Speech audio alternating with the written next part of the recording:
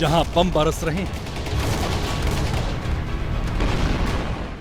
जहां रॉकेट दागे जा रहे हैं, जहां इमारतें मिट्टी में मिलाई जा रही हैं, जहां लाशों का अंबार लगा है।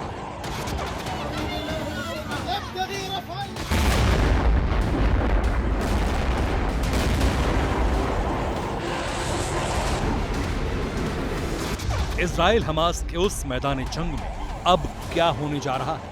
क्या ये लड़ाई महाजंग की ओर बढ़ रही है? ऐसी आशंका क्यों जताई जा रही है, जरा ये समझिए। अमेरिकी राष्ट्रपति जो बाइडेन बुधवार या गुरुवार को इजराइल पहुंचने वाले हैं। जर्मनी के चांसलर ओलाफ शोल्ज भी मंगलवार को तेल अवीव पहुंच रहे हैं। अमेरिका के विदेश मंत्री ब्लिंकन 6 अरब देशों का दौरा करके वापस इजराइल पहुंच चुके हैं। ऐसा लग रहा है जल्द कुछ बड़ा होने वाला है और इसके लिए तेल अवीव में ब्लूप्रिंट तैयार होने वाला है। तेल अवीव में ये जमावड़ा ऐसे वक्त में हो रहा है जबकि इजराइल ने गाजा पट्टी पर हवाई हमलों की फ्रीक्वेंसी बढ़ा दी है। गाजा पट्टी पर एयर स्ट्राइक से इजराइल ने कई इमारतों को मटियामेट कर दिया है। इजराइल का दावा है कि उसने हमास के लगभग 250 मिलिट्री ठिकाने तबाह किए। इनमें से ज्यादातर उत्तरी गाजा में थे।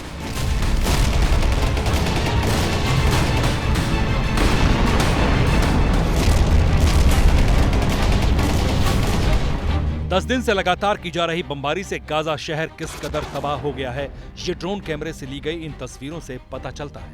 गाजा का एक बड़ा हिस्सा पूरी तरह से मलबे में तब्दील हो गया। इजरायली बमबारी के बाद गाजा पट्टी के खान यूनिस में शवों का अंबार लग गया। सोमवार सुबह सुबह हुए हवाई हमले में मारे गए अपनों के शव लोग कंधों पर उठाकर ले जाते दिखे। गाजा पट्टी में क्या होने वाला है, या तो इसे इजराइल जानता है या फिर अमेरिका। इजराइल ने गाजा बॉर्डर पर लाखों सैनिक, टैंक और तोपें तैनात करके अपने मंसूबे एकदम साफ कर दिए थे, लेकिन ये भी एक सच्चाई है कि वो ग्राउंड ऑपरेशन पर अभी तक आगे नहीं बढ़ा है। इसी सिलसिले में अमेरिकी विदेश मंत्री ब्लिंकन का 6 अरब देशों का तूफानी दौरा और उसके बाद अमेरिकी राष्ट्रपति जो बाइडेन और जर्मनी के चांसलर ओलाफ शोल्ज का तेल अवीव पहुंचना एक बेहद महत्वपूर्ण घटनाक्रम हो सकता है। भीषण जंग के बीच अमेरिका से एक और युद्धपोत का आना भी खासा अहम है। अमेरिकी नेवी का 5 स्टार एयरक्राफ्ट कैरियर इजराइल की मदद के लिए रवाना किया गया है, जो कि भूमध्य सागर में तैनात रहेगा, जहां पहले से ही अमेरिका का एक युद्धपोत तैनात है। इस युद्धपोत को बाइडेन की वीकेंड पर इजरायली पीएम बेंजामिन नेतन्याहू से हुई मुलाकात के बाद रवाना किया गया है। इसका जिक्र खुद बाइडेन ने एक पोस्ट करके किया। ऐसे में सवाल उठता है कि भूमध्य सागर में अमेरिका के 2 युद्धपोत तैनात करने के क्या मायने? क्या इजराइल हमास की जंग के फैलने का खतरा पैदा हो गया है? क्या इजराइल हमास की जंग किसी बड़े युद्ध में तब्दील होती दिख रही है?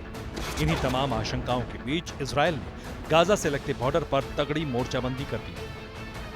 ये वही इलाका है। इनफैक्ट कैमरामैन मान आपको थोड़ा सा आगे चल के दिखाएंगे। देखिए इस तरह से ये गाड़ियों पर वार किया गया था और बहुत सारी गोलियों के निशान भी आपको दिखाई देंगे इन गाड़ियों पर।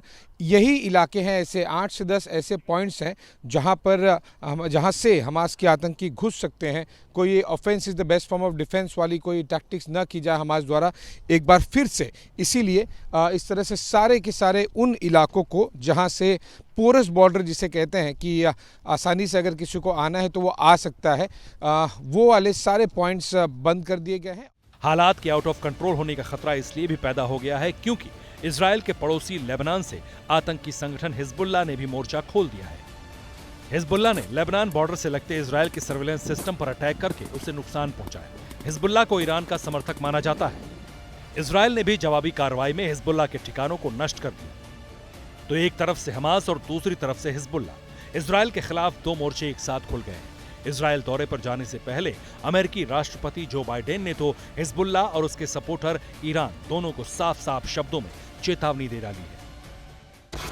There's limited fighting already on the northern Israeli border, and I wonder what is your message to Hezbollah and its backer, Iran? Don't.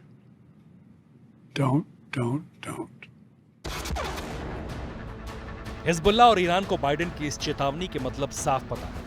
इससे यह अंदाजा लग रहा है कि जंग फैलने वाली है। इजराइल हमास को मटियामेट करने के मिशन में लगा ही है। उसने इस बीच हमास के टॉप कमांडर्स को ढेर करने का दावा किया। इजराइल के ग्राउंड ऑपरेशन से भयभीत गाजा पट्टी के लोगों का मिस्र से लगते बॉर्डर पर जमघट लग गया है। यहाँ लोग रफाह क्रॉसिंग के खुलने का इंतजार कर रहे हैं। इसी रफा क्रॉसिंग बॉर्डर से तेल टैंकरों का काफिला भी इजिप्ट के लिए निकला। गाजा पट्टी से लगते बॉर्डर बंद है, अंदर हवाई हमले जारी हैं, लेकिन गाजा बॉर्डर पर डटी इजरायली आर्मी 10 दिन से हुक्म का इंतजार कर रही है।